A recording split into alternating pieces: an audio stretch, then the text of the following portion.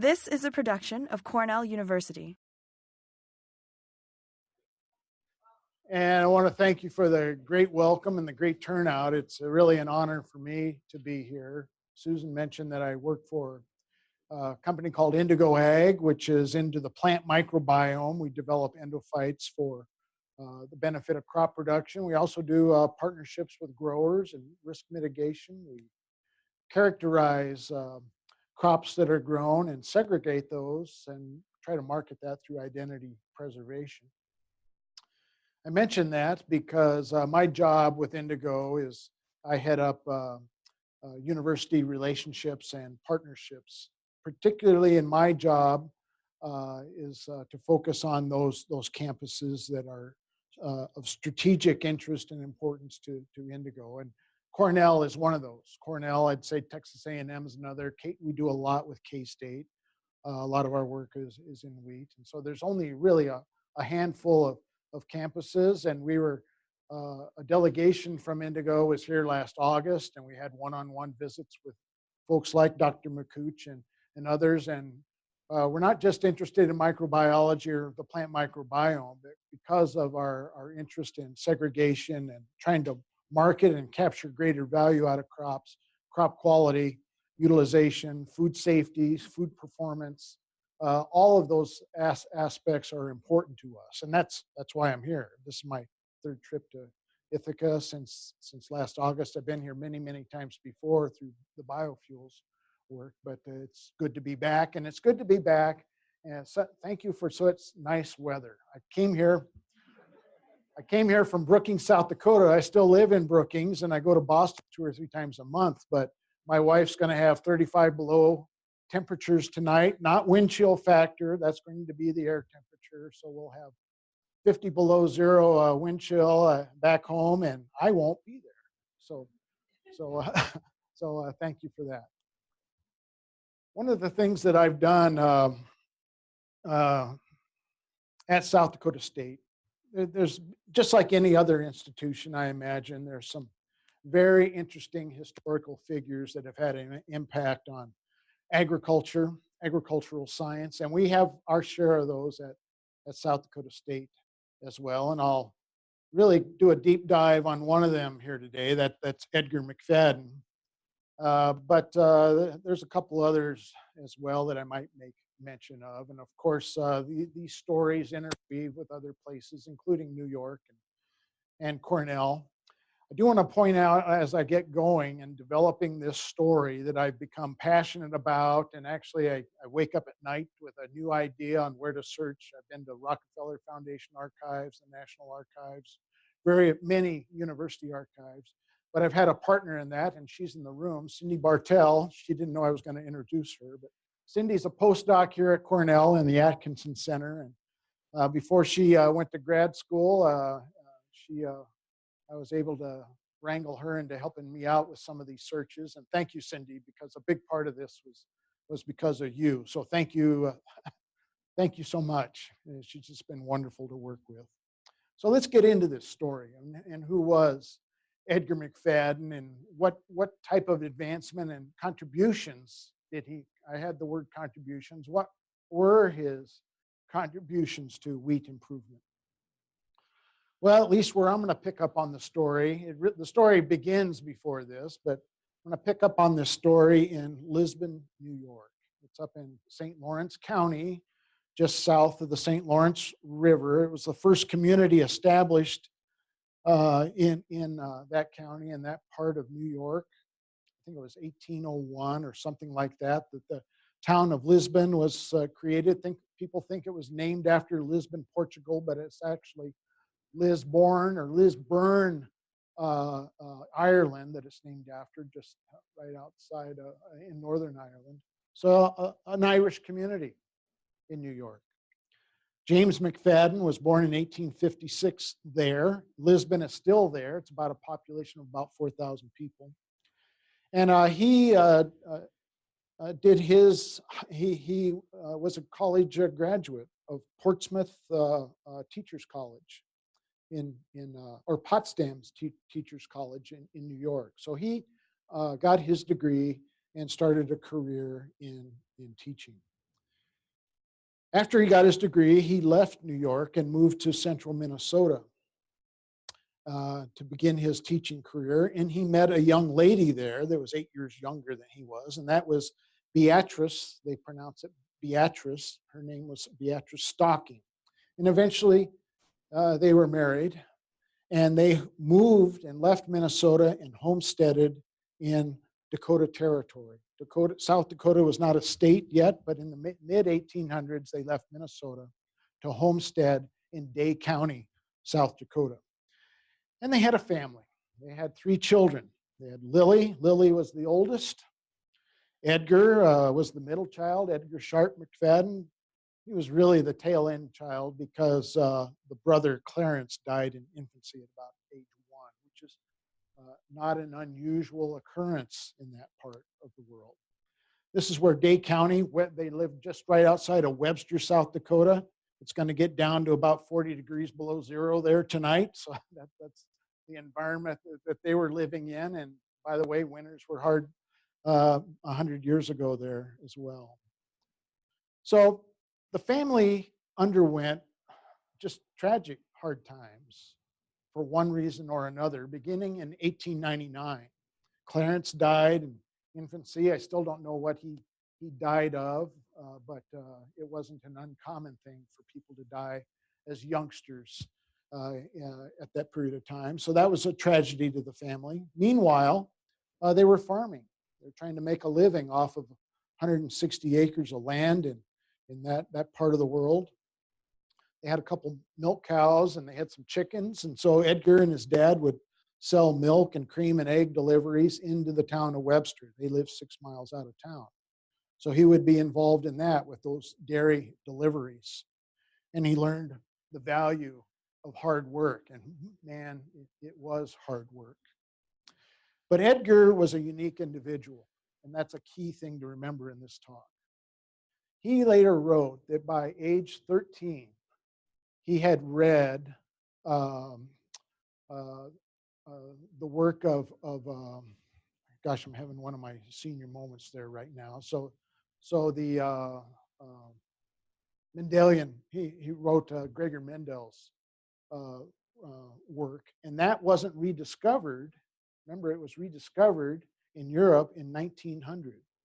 So by 1904, Edgar said that he had reviewed and he was studying Mendel's work. He had already read Darwin's Origin of Species by that age as a very young man. Now, the question I've had that I haven't been able to find out is someone living in Webster, South Dakota, Day County, South Dakota, how do you access that work? How do you get access to that? And that's something that I have yet to figure out. But nevertheless, I believe that he did it. I believe 100%. I'm convinced that he did it because by 1904, from his review and study of Mendel's work, he was already doing some of his own selection work out in the field on his own farm in South Dakota. He wanted to develop a beardless line of wheat. So no awns, and he was going out into fields and trying to put to the test this segregation of wheat. He wasn't doing any crosses or anything like that, but he was already making his own population, developing his own populations and studying segregates. So he was doing that on his own as a young man by the time 1904. So 1904 comes along, and early in that spring, his father was gored by the family bull. So that's kind of a reflection of what it was like to live there. He wasn't killed, but he was severely injured, and it impacted him for the rest of his life. So his father was injured in 1904. In 1904, they had a severe stem rust epidemic that reduced their crop by about 50 to 60%. And when you're living in that type of a situation, just think about the economic impact that has on a family and a community and a whole region. So a huge impact there. So Edgar dedicated his life as a young man to trying to do what he could to understand what he eventually came to know as stem rust, the science of stem rust, he wanted to know about wheat and this whole area of breeding and genetics in wheat. So that intrigued him for the rest of his entire life. And so what followed up after that is he was getting on his way in science on his own. Remember, he had about an 8th grade education at this period of time. 1908 comes around and his older sister Lily died at age 19. And then his mother was getting sick. So one tragedy after the other. So they moved. They still maintained ownership of the farm in Day County, South Dakota. They kept that, and they rented it out essentially. But the family picked up and moved, all 3 of them. And actually, they went to Orange County, California first to see what kind of life they might have there, and spent a few months with some relatives out there. But ultimately, they moved to Balmorhea, Texas, in this part of Texas, Pecos County, 1908, just north of the Davis Mountains. So you can kind of see some topography there. That's the Davis Mountains. And that period of time, that was the haunt of banditos out of Mexico. Folks like Pancho Villa were actually hiding and living and operating in that part of Texas, crossing the Rio Grande River, and then they would come in that deeply into Texas, into the Davis Mountains. Well, what Edgar was doing while they lived and tried to maintain this small cattle ranch down in Texas, Edgar would follow the wheat harvest. And bear in mind that there weren't combines at that period of time. Wheat was harvested manually with size, and it would be shocked up, and then it would be thrashed. And so he would become part of these harvest crews and follow the wheat harvest all the way up into North Dakota every year. But given his interest, he was paying attention to stem rust spores, stem rust infections out in the field. What was the morphological stage of maturity of wheat as he was going through? What was the condition of this wheat? And he was taking notes and learning all along the way. So he was doing that on his own as a young man, going from Texas to up into the northern Great Plains. Here's a photograph of Edgar. The family had this Kodak camera, and they took lots of pictures, and some of those still exist today. So this is a photograph of Edgar. It's going to be about 1908, 1909, somewhere in that figure, down in Texas. You can see he's got a double-barreled shotgun there, and he's got a 6-shooter sticking in his belt with a belt full of cartridges that he. So this is he would call himself a range rider, and definitely he was a genuine cowboy, Texas cowboy, during this period of his life. That's Edgar S. McFadden right there. So what else was going on 100 years ago? During this same period of time, we had a monumental figure in plant pathology and wheat genetics at the University of Minnesota, Elvin Stakeman. And there's testament to him still on campus. I was just in Stakeman Hall just last week. Elvin Stakeman was recognized as the world's global expert on Puccinia at that period of time. He established a laboratory for essentially epidemiology of these diseases in wheat and other small grains. He was also an advocate for barberry eradication, barberry as an alternate host to Puccinia, and it was believed that barberry was a source of infection for wheat. The wheat crop up and down the Great Plains. So an important figure here is Elvin Stakeman. And by the way, Elvin Stakeman was a major advisor for Norman Borlaug later on in Stakeman's career. A couple other figures. One that I've developed an even longer talk about, and that's Nils Hansen. Nils Hansen was a professor of horticulture at South Dakota State University. He was the first USDA plant explorer, hired by Tama James Wilson, Secretary of Ag at the turn of the century. And he made 6 expeditions into Russia to bring back germplasm for USDA's plant introduction system. A lot of it was alfalfa. He's got a big bundle of Siberian alfalfa there under his arm, and that's how he looked. He's got a little 6-shooter there in his belt as well with a billy club. He liked to pose for pictures, but He brought back a lot of small grains, apples. Still today, a lot of those introductions in apples are used today.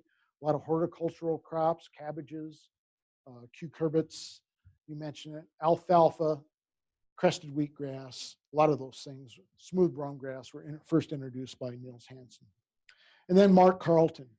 Mark Carleton was also a USDA explorer. He hailed out of Kansas, and many of our small grains introductions around the turn of the century, durums, bread wheats, emmers, rye, oats, barley, those types of things were introduced by Mark Carleton. There was a lot of development in wheat in the northern Great Plains in Canada during this period of time, and we can't get into all of that, but one of the most monumental developments out of Canada, out of Ottawa, was Marquis wheat. Marquis was developed by the Saunders brothers out of the experiment station at Ottawa, beginning with a cross. And actually, this is one of the earliest examples of making a biparental cross of materials to develop a new line of, you name it. In this case, it was hard red spring wheat. Most of the development work being done at states and by companies were selections out of land races or out of farmer-held populations of small grains, or introductions that Mark Carleton or Hansen might have made. Kubanka, for example, was a durum wheat introduced by Hansen, and Kubanka was developed as a durum wheat variety in the northern Great Plains. Out of that, a selection called Acme durum was released by South Dakota State University, but it wasn't a breeding program per se. It was a selection program. This was a breeding program that developed Marquis wheat. The parents were Red Calcutta and Red Fife. Red Fife was overwhelmingly the most popular spring wheat in Canada in the northern plains. But they made this cross for an improvement of that.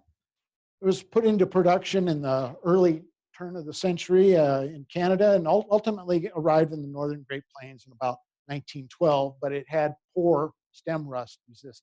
So it was still susceptible to stem rust. So let's go back to McFadden. McFadden was following the wheat harvest northward and observing wheat, making scientific observations of wheat and stem rust and other things. And he eventually established this theory and kept in mind that people were very concerned about barberry and trying to eradicate barberry, and that would solve the problem. But Edgar was of a mind that actually spores were being harbored in Texas. And the weather systems, the spring weather systems that would come about every spring, some years worse than others, would start delivering through these low pressure systems. They would start delivering spores up the Great Plains to infect the crop as it developed throughout the springtime. Then in the fall, when the weather systems change, like now, but you get these systems that then bring down those spores and redistribute them back into Texas and Mexico. So he felt disrupting, he eventually in his career, if we can disrupt this Puccinia pathway, or the Puccinia highway as it was called, that would be another mechanism or another approach to controlling stem rust, especially in North America. Now here's Edgar McFadden later in his career in his office at College Station, Texas. And I have it here to just kind of get into a little side story. So I had the honor just a couple years ago of meeting a person that was an undergraduate student employee of Edgar's.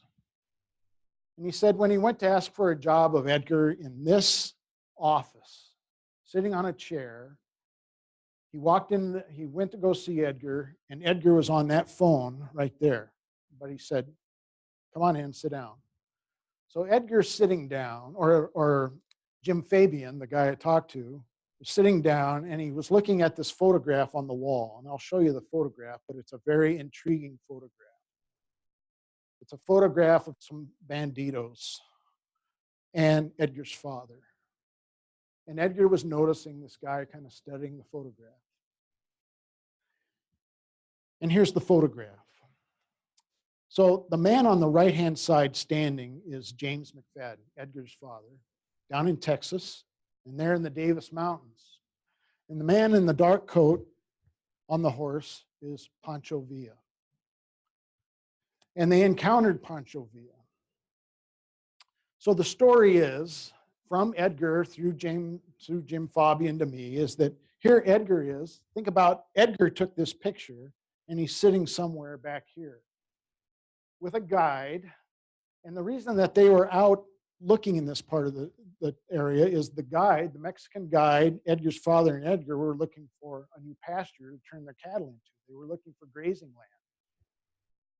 land. They met up with these banditos, and Edgar, as a young man, takes a picture.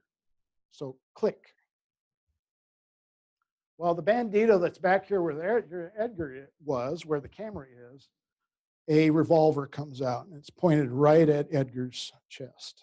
And holy hell breaks loose. They were upset that someone took a picture of Pancho Villa. And the guide that was with them stepped in the way of the aim and calmed down the situation. So no one was shot. Edgar McFadden was not shot. Imagine yourself in that situation. Now, I've been held at gunpoint in other countries, and I can tell you, it gets your attention. And you think about it, and you have a hard time getting to sleep and things like that. I imagine that would have Edgar as well. But the very next photograph in that roll is this one.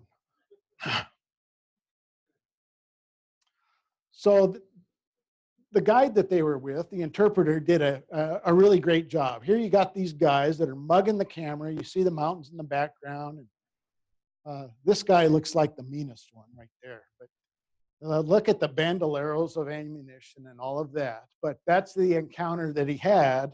And I'm convinced that that was a turning point in Edgar's life. Because after that event, and Edgar went back on the harvest, the wheat harvest, followed it back up to the northern part of the United States, back into South Dakota. And when he got to South Dakota, he wrote back and he said, I'm just not coming back. And I think that this was the pivotal moment. He wanted to do something else with his life, something else as a career. He wanted to make an impact, and doing that down in Texas wasn't going to get him there. So he went back to the family farm they still owned, moved back to Webster, South Dakota, and his parents followed him back to South Dakota.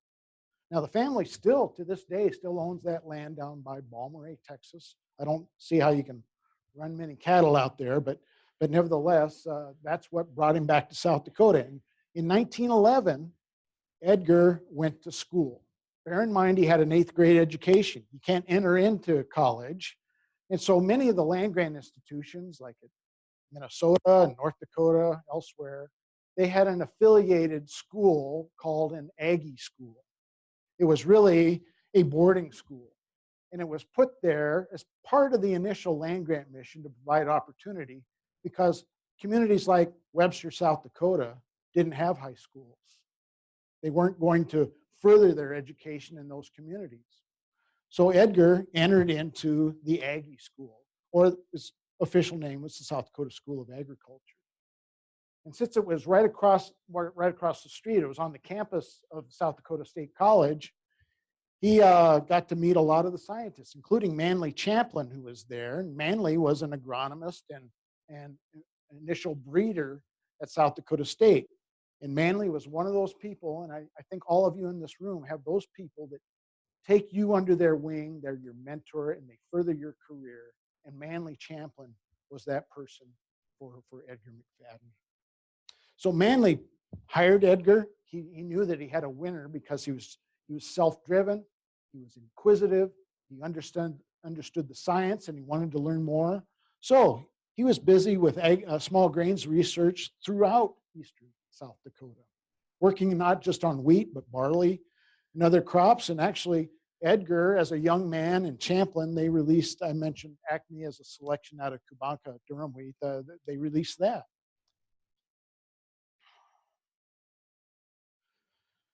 Edgar, ever interested in stem rust, he was reading the literature. He took note. I've seen his note. So he really took a note that Mark Carleton had observed that durum and emmer, so distant relatives of hexaploid wheat, were resistant to stem rust and leaf rust and suggested that they might be used as a germplasm source in a breeding program.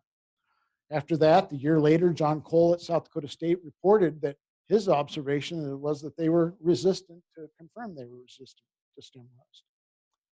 So Edgar completed his term at the boarding school and entered South Dakota State as a freshman at age 24 in 1914. But by that time, he had already been doing a lot of the hands-on work and a lot of the self-driven work.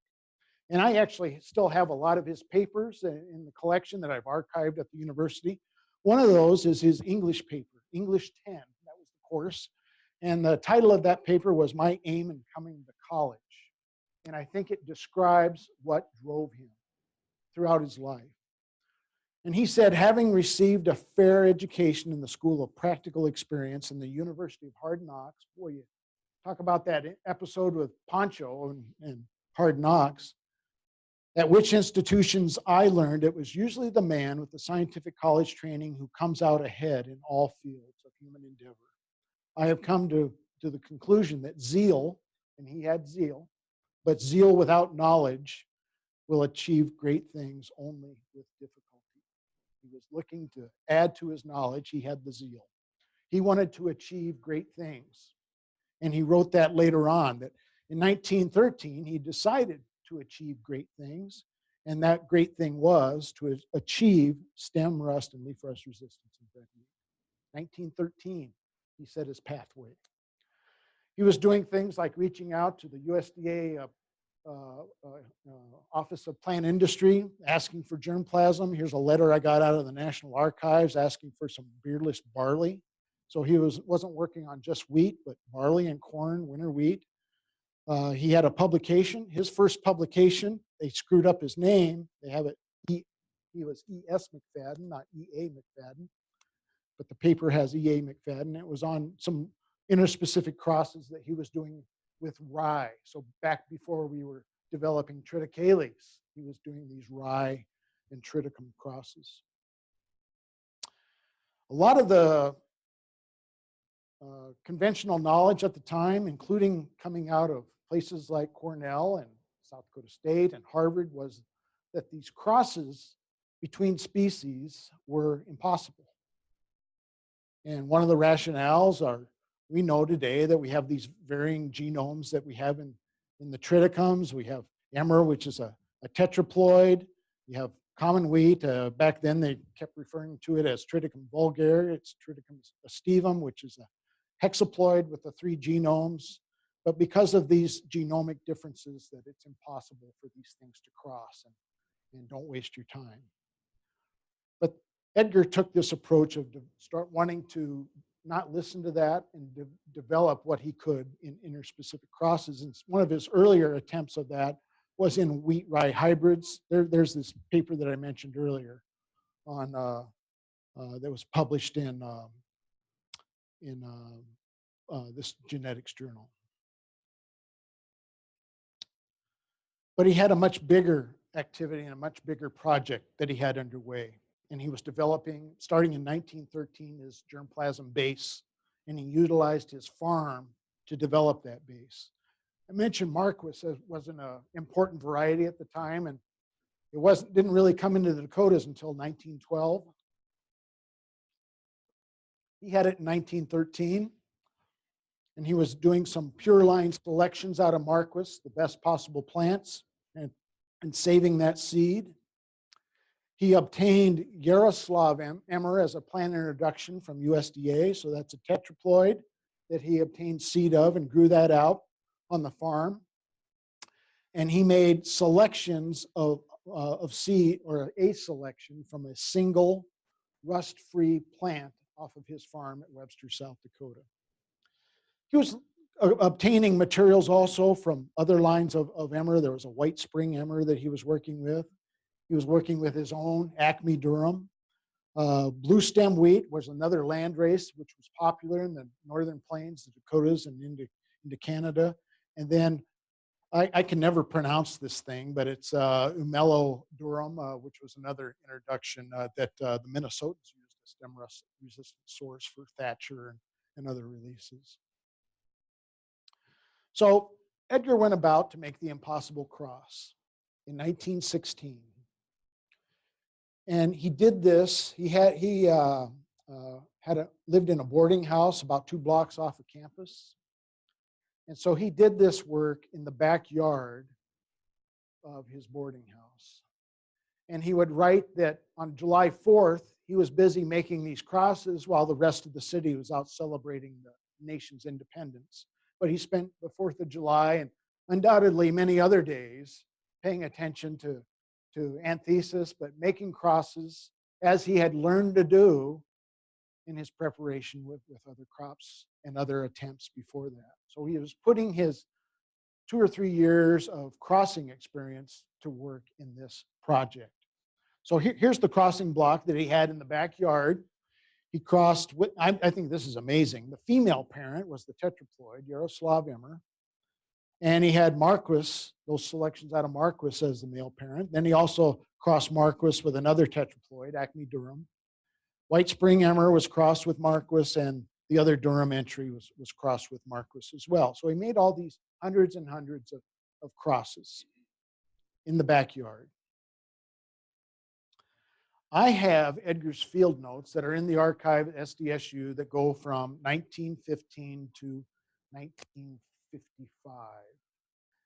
And when I found this page, I was flipping through it at home in front of the TV, and I just started crying because I found something very important. My wife was kind of looking at me. But let's zoom into the top half of that. So these are just a record of what the entries were in 1917. So let's go back. I'm going to go back a couple slides. 1916, he made these crosses, and obviously he collected progeny. He collected what seed he could off of these crosses. 1916's done, right? So he had a bunch of seed, and he planted that in a nursery at SDSU on the agronomy farm in Brookings, and it was planted on March 31st in Brookings. And so these are the various entries that he had. He had some Yaroslav Emmers as controls and things like that. But what I have a highlight on here is that we have this Yaroslav Emmer by Marquis F1 cross. And then later on in pencil, he said, these are the parents of Hope wheat.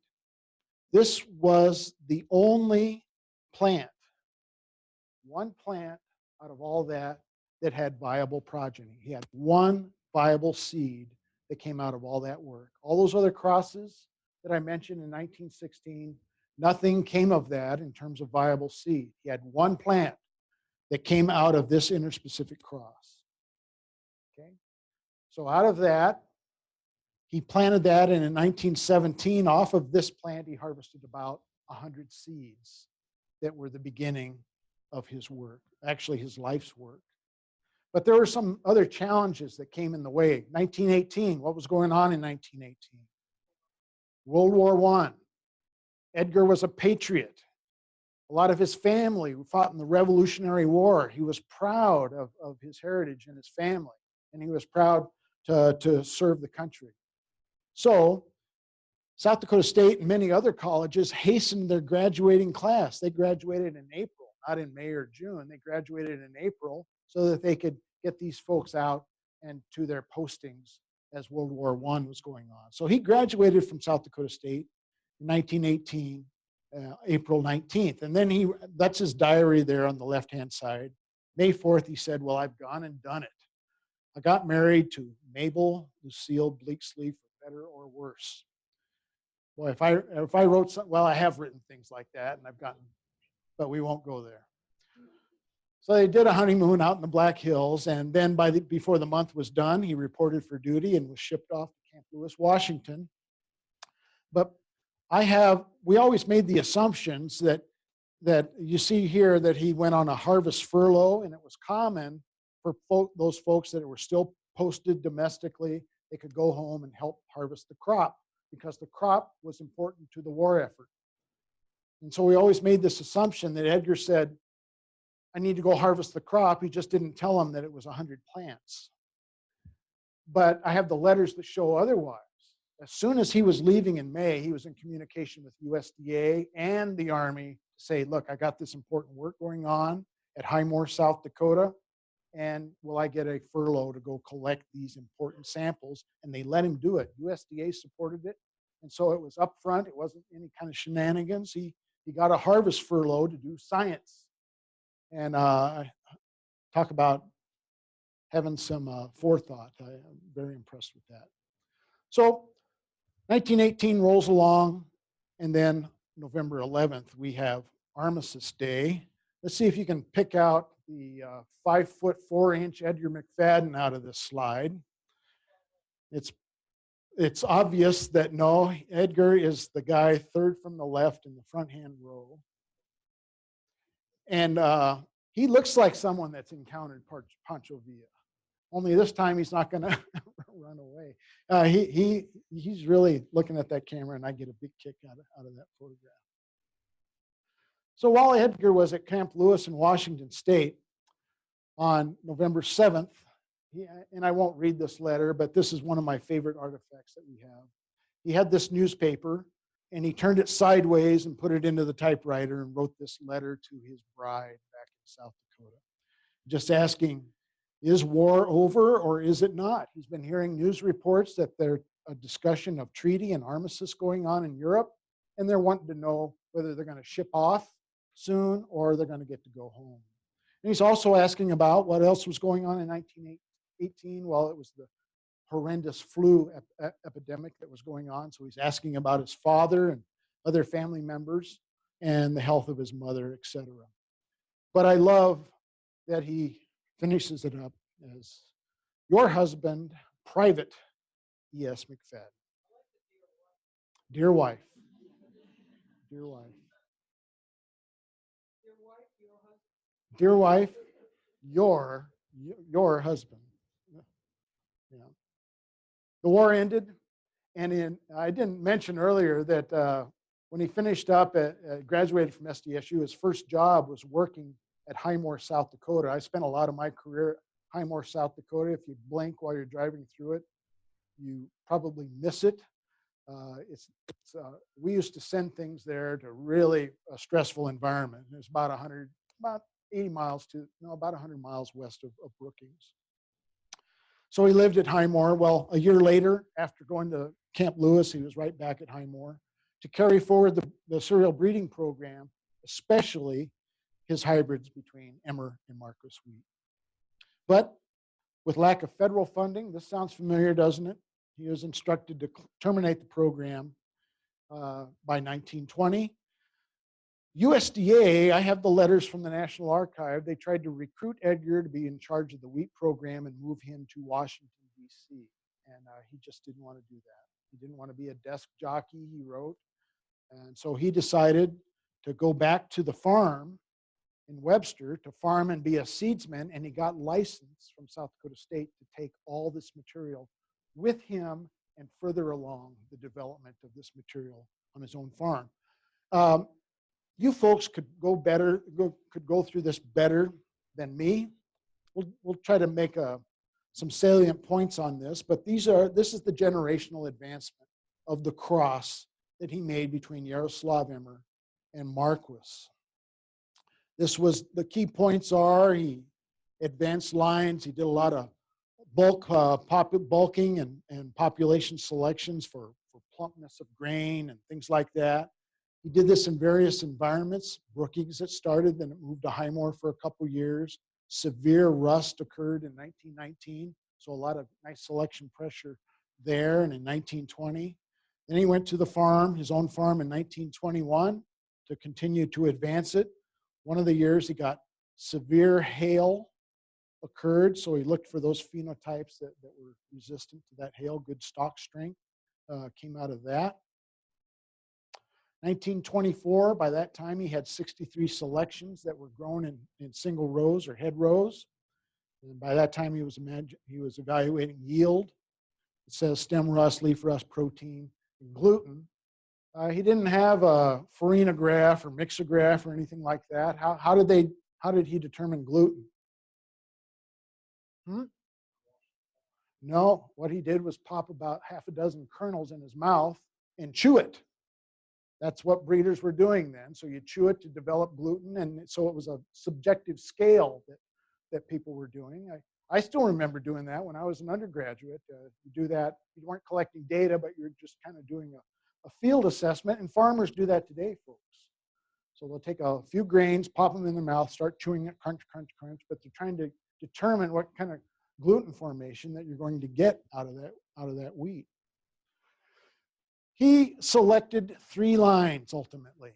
They were called H44, H49, H35. Nothing really became of H35, but H44 and H49 were monumental to the wheat industry around the globe. In 1925, he decided to grow out H49, that's what he was most interested in, and put it to the test. He obtained the most virulent lines, the 9 most virulent strains of stem rust, and he got them from Elvin Stakeman just across the border. And then he also did some seedling stage evaluations, also with some stem rust that came from Elvin Stakeman. And he surrounded that nursery with Marquis wheat, and he got 100% failure of the Marquis wheat, 100% failure of the Marquis wheat from these infections. But H49 was absent of stem rust, completely absent after all of that. He knew he had something important, so he released a variety, and he named it Hope. He named it Hope because it was the hope of the industry. And so there's the registration certificate for Hope wheat. It shows Edgar as the breeder, based in Webster, South Dakota. He also made available at no cost this germplasm to public breeders throughout the Great Plains.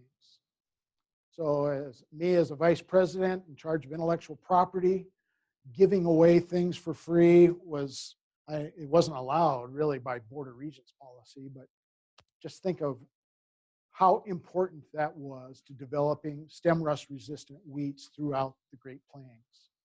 Just critically important.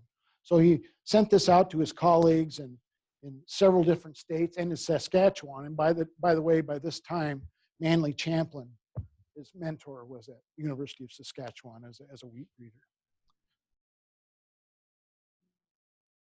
That led to several different derivatives, new varieties. You can look this up, probably do it on your phone while you're sitting there listening, but he published this work in the predecessor of Agronomy Journal, the Journal of the American Society of Agronomy. There's the reference.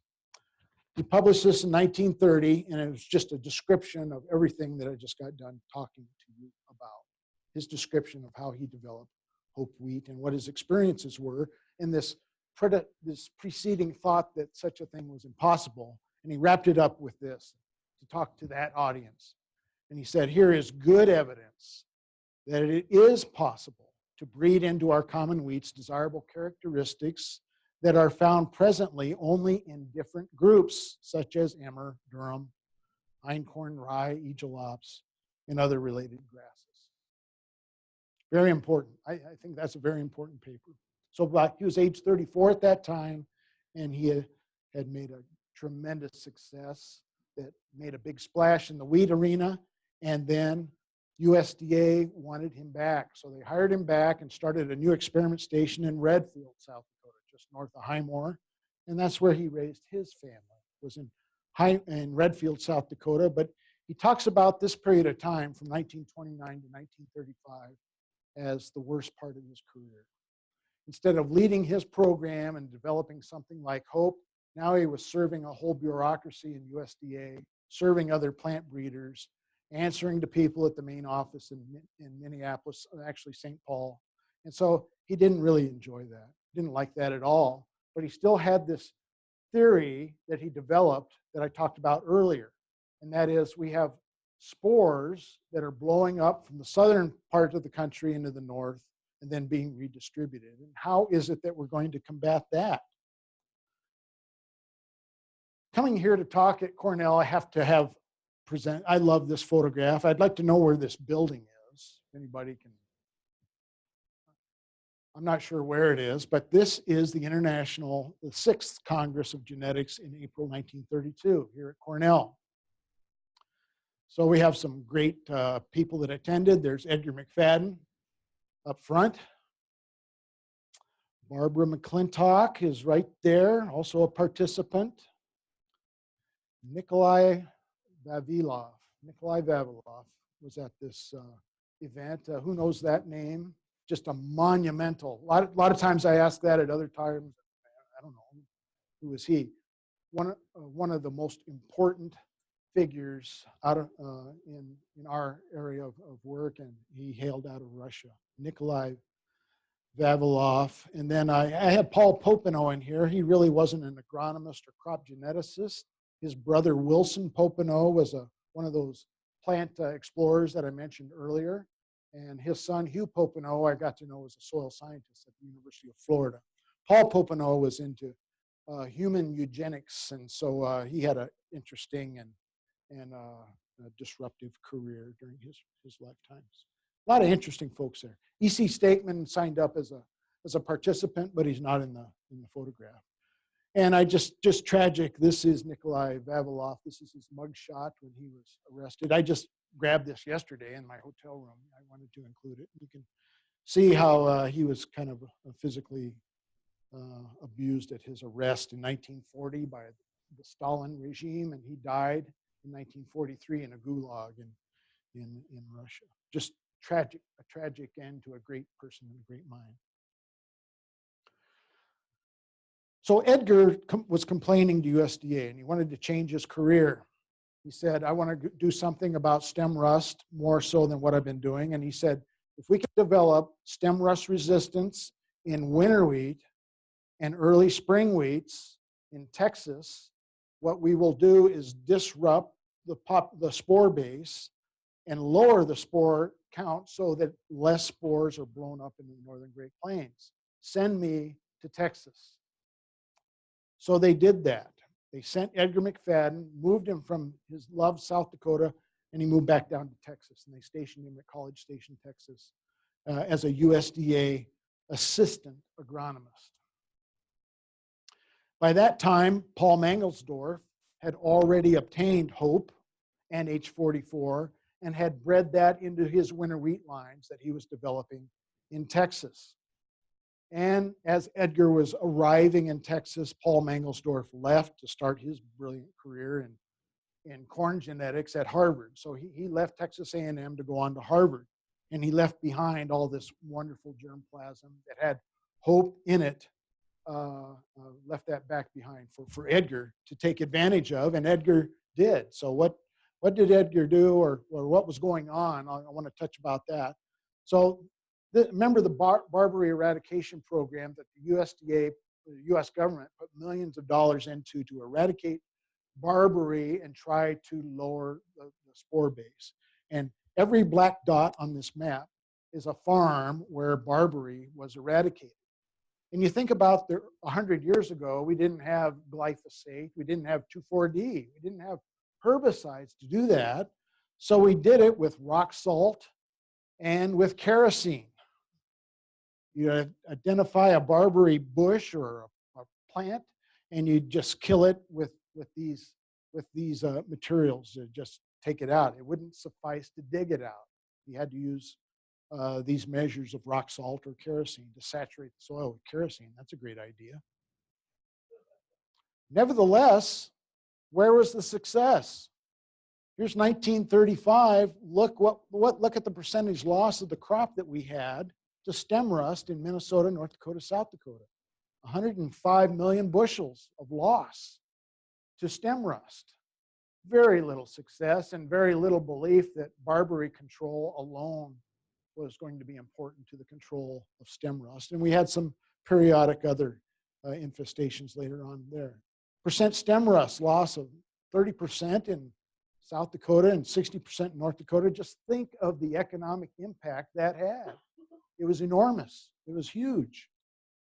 So Edgar started working in 1935, and he started evaluating foreign introductions. He just had this massive evaluation program going on of everything he could get his hands on from the USDA collection. He got accessions from Vavilov, his colleague in Russia and elsewhere, materials out of South America, and he started evaluating these things in College Station for susceptibility to stem rust and for yield, obviously. And some of the materials he was developing came out of Mangelsdorf breeding program, the Hope by Mediterranean crosses. And he was still continuing to work with Stakeman. He had, this is just a summary of what I just got done saying. He was making some releases. 1938, he released Austin. Austin was really a cross that was done by Mangelsdorf, and then Edgar made the selections. And that was a Hope-derived. Seabreeze was a soft red spring wheat that he also developed out of that material. He developed a wonderful collaboration with Ernest Sears. Is that a name that people recognize? Edgar McFadden and Ernest Sears started to do their own intensive work of interspecific crosses and develop of aneuploids. And they published together.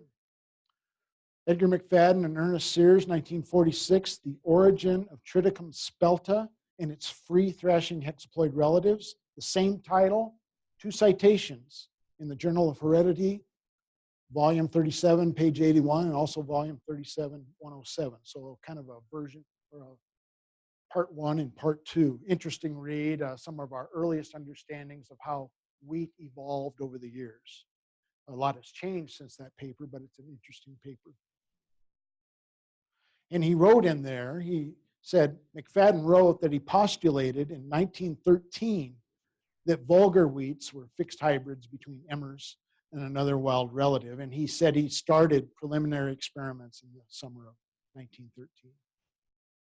So we're going to jump into a different phase of the talk, and that is, let's look at Mexico. So Edgar's trying to develop these stem rust resistant lines in Texas. Vice President Henry Wallace made a trip before the presidential elections in 1940 down to Mexico. We were worried about Mexico joining the Axis powers prior to our involvement in World War II.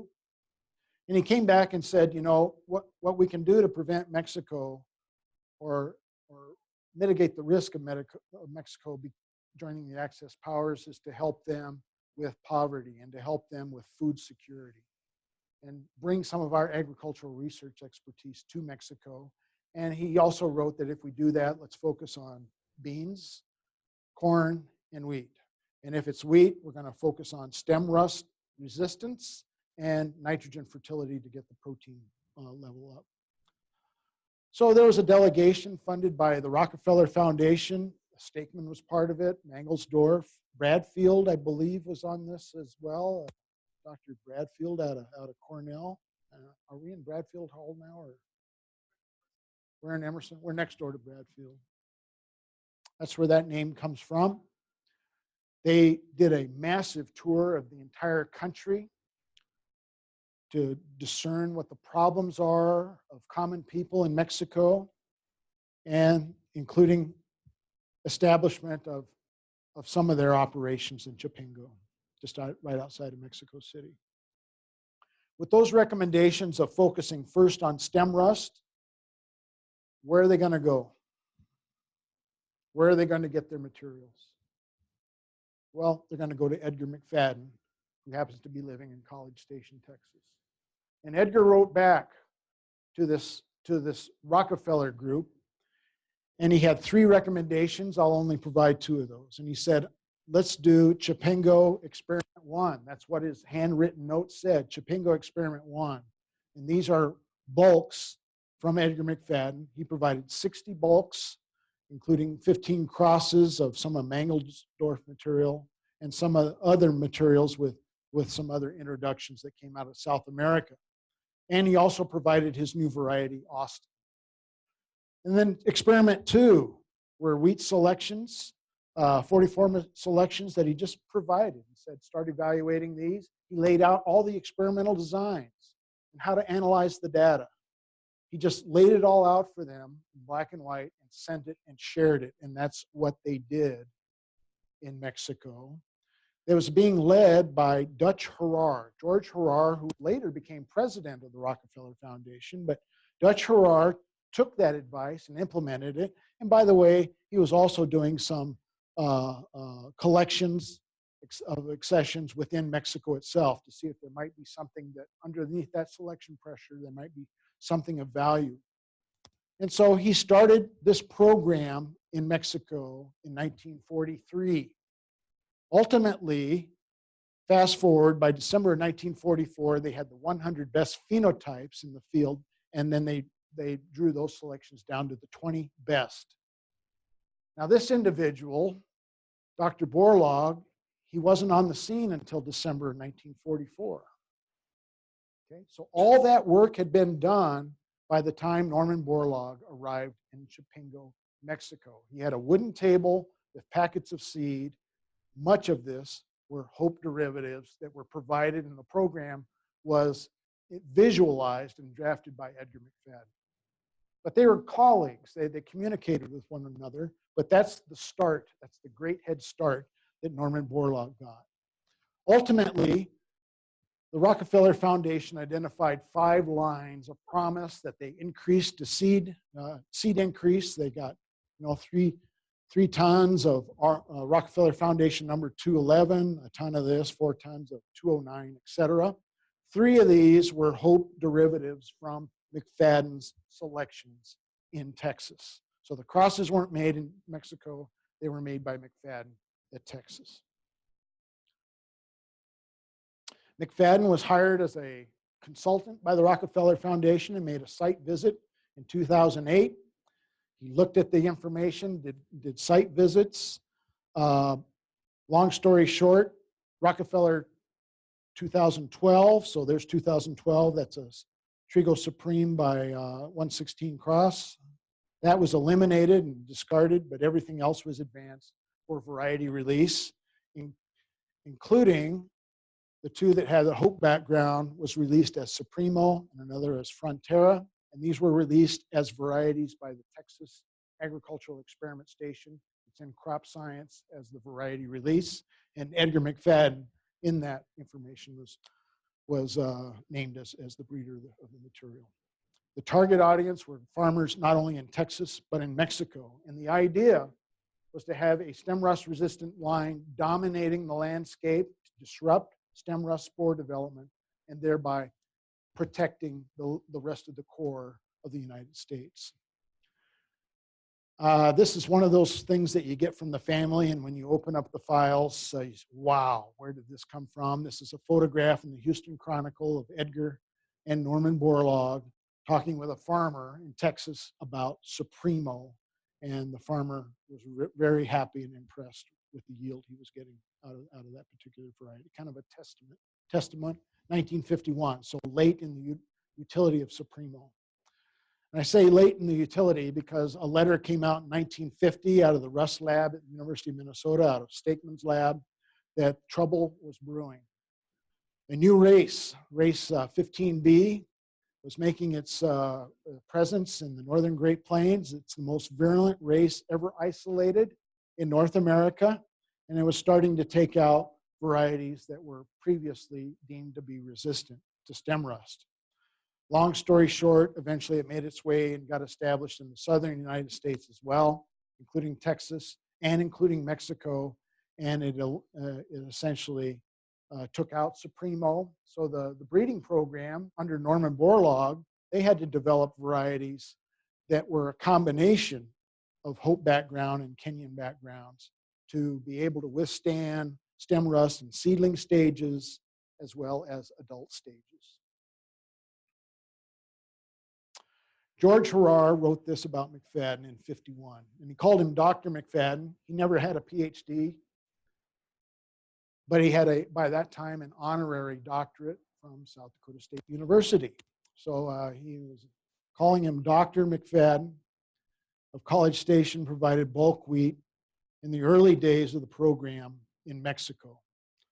And I'll just kind of go down to the bottom line. He says, were it not for the fact that these varieties must now be withdrawn because of 15B, there's no doubt that Supremo would be the single most important wheat variety in Mexico. So he was thanking McFadden. So what was this about hope wheat? What was going on? Well, the person that unteased all of that, the person that took the baton from that work and really did the genetics work, was Bob McIntosh out at the University of Sydney out in Australia. And I've gotten to know Bob through this work that I've been doing about McFadden, and he's gotten to know McFadden. And we had Bob in Brookings just last May as part of the McFadden Symposium. So I've stolen some of his slides.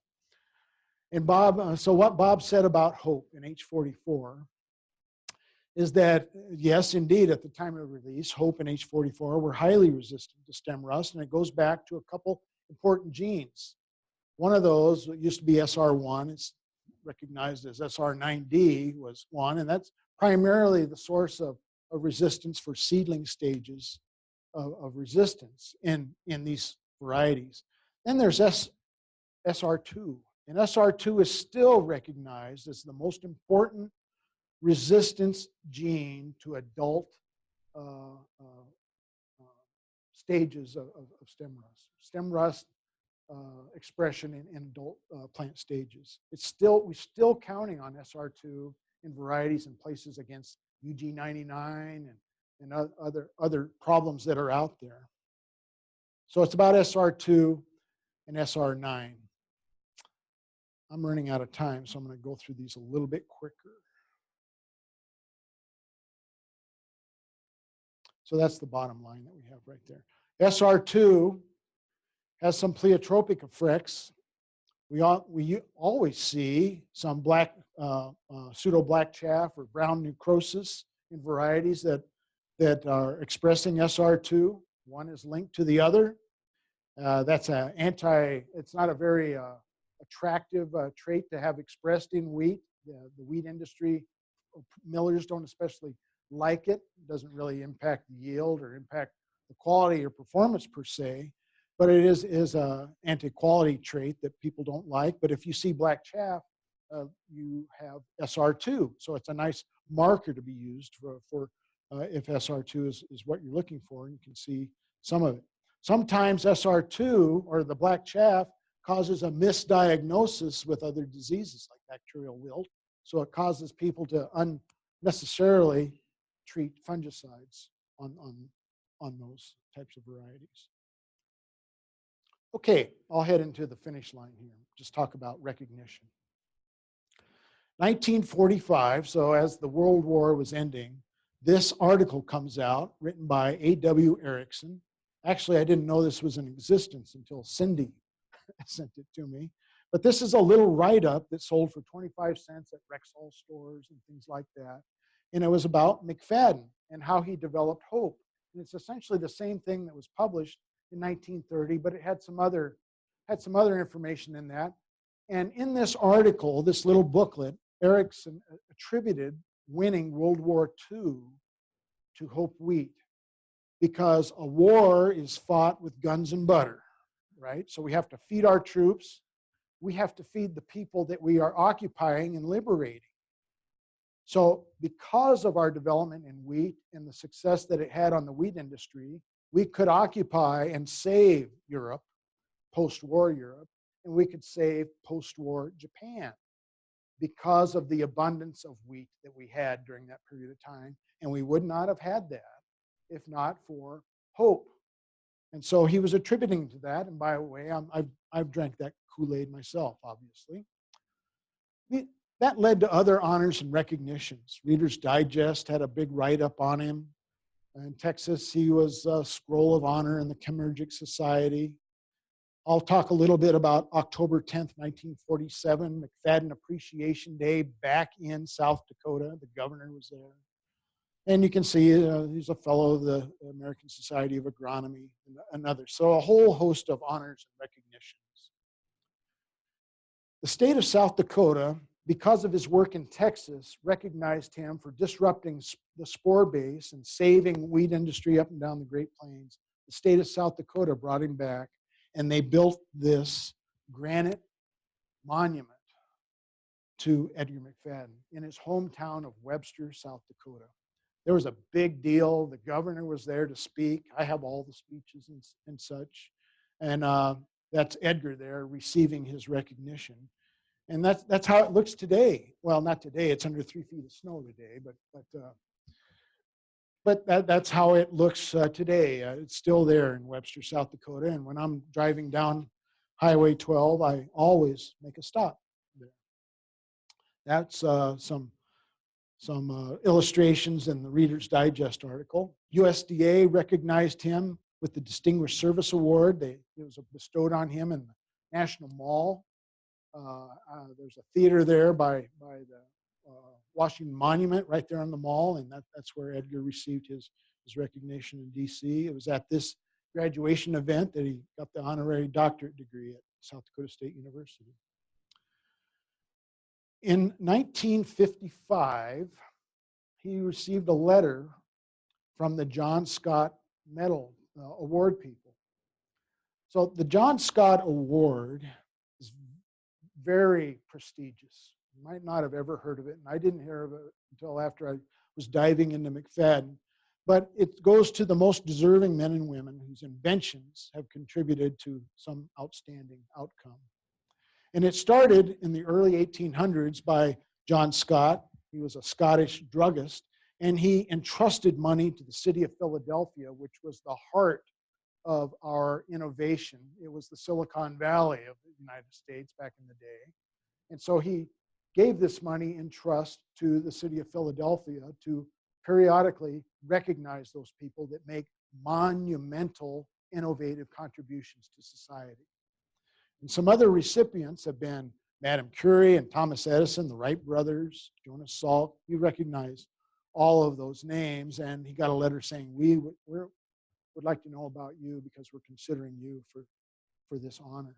And he wrote back saying, I didn't invent stem rust resistance, it's part of nature.